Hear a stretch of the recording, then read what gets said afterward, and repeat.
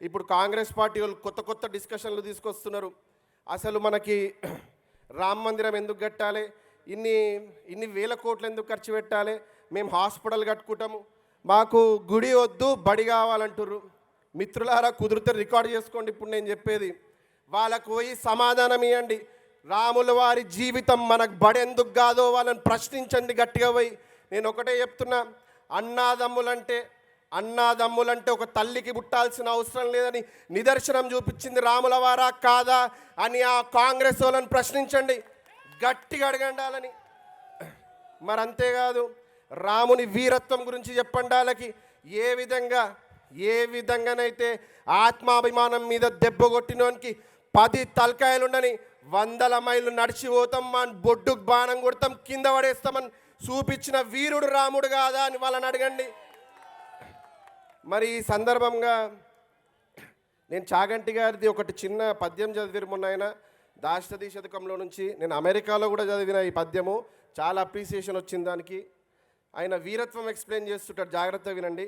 భండన భీముడార్తజన బాంధవుడుజ్వల బాణతూనకో దండ కళా ప్రచండ భుజతాండవ కీర్తికి రామమూర్తికిన్ రెండవ సాటి దైవమిక లేడనచున్ గడగట్టి బేరిక డాండ నినదంబుల జాండము నిండమెత్తవే దండము నెక్కి చాటెదను దాశరథి కరుణాపయోనిధి.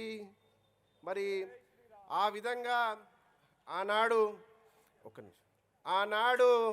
శ్రీరాముడంట, ఆనాడు కోదండాన్ని బట్టి ఒక్కొక్క బాణం కొడుతుంటేనంట ఆయన భుజాలు రుద్దతాండవమాన్నే అంట.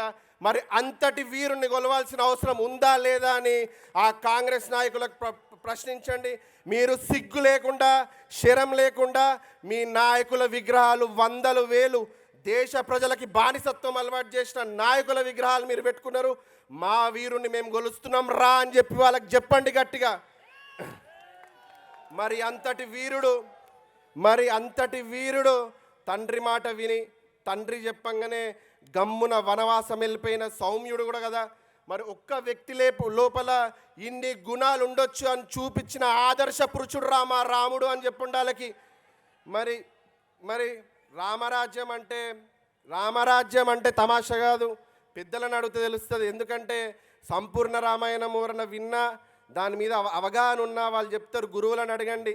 ఆనాడు బంగారు భవిష్యత్తు ఉండే ఆయన రూల్ చేస్తున్నప్పుడు, ఒక విధమైన రాజ్యం ఉండే, ప్రపంచ నాయకుడు ఉండే ఆయన. మరి అట్లాంటి రాజ్యంలో ప్రజలను ఎట్లా చూసుకోవాలి, రాజ్యాన్ని ఎట్లా సుభిక్షంగా చూసుకోవాలన్నా, అసలు రాజ్యం అంటే ఇది అని చూపించిన ఒక క్షత్రియ రాజు మా రాముడు అని చెప్పండి వాళ్ళకి. మరి ఇవాళ కాంగ్రెస్ వాళ్ళ కథ చూస్తుంటే ఎట్లుందంటే, వాళ్ళ సీట్ నంబర్లు మొత్తం తగ్గుకుంటూ వస్తూనే ఉన్నాయి. వాళ్ళ ఆది నుంచి, స్వాతంత్రం నుంచి కొట్టుకుంటూ కిందికి పడుతూనే ఉన్నారు. ఎంత పడ్డా సిగ్గు లేకుండా ఇవాళ పవర్ కోసం మళ్ళీ వెంబర్లాడుతూనే ఉన్నారు. మరి వీళ్ళ చరిత్ర, ఔరంగజేబ్ చరిత్ర తీయరాదు, వీళ్ళది పెట్టరాదు, ఆ విధమైన పాలిటిక్స్ చేస్తున్నారు వీళ్ళు.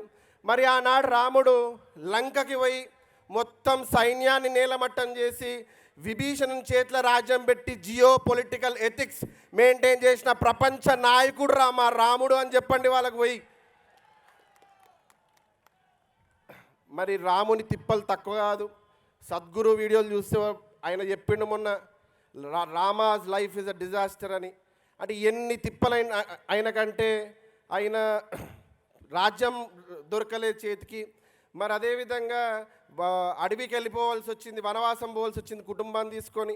అక్కడ పోయినాక ఒక రాక్షసుడు నీచుడు వచ్చి మన అమ్మవారిని, ఆ తల్లిని, తన భార్యను అపహరించుకొని పోయిండు. మరి దాని తర్వాత పిల్లలకు దూరం కావాల్సి వచ్చింది ఏదో కారణాల వల్ల.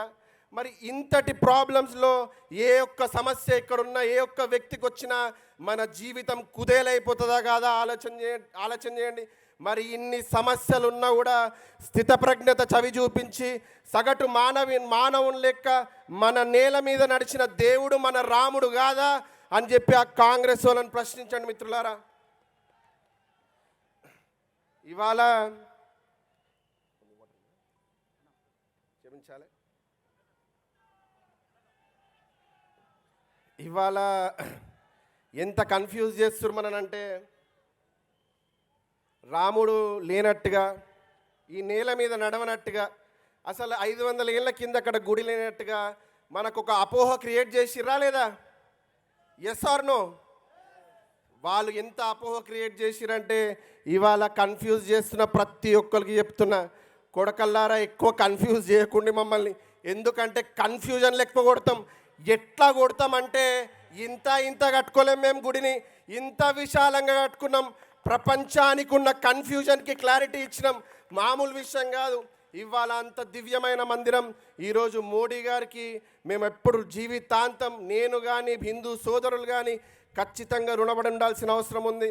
మరి మళ్ళీ చెప్తున్నా, మీరు కూడా చెప్పండి. కన్ఫ్యూజ్ చేస్తే తెలుసు కదా మీకు ఆ డైలాగ్, కన్ఫ్యూజన్ ఎక్కువ కొట్టేస్తామని చెప్పండి ఖచ్చితంగా అని ఈ సందర్భంగా ప్రతి ఒక్క మిత్రునికి చెప్తున్నా.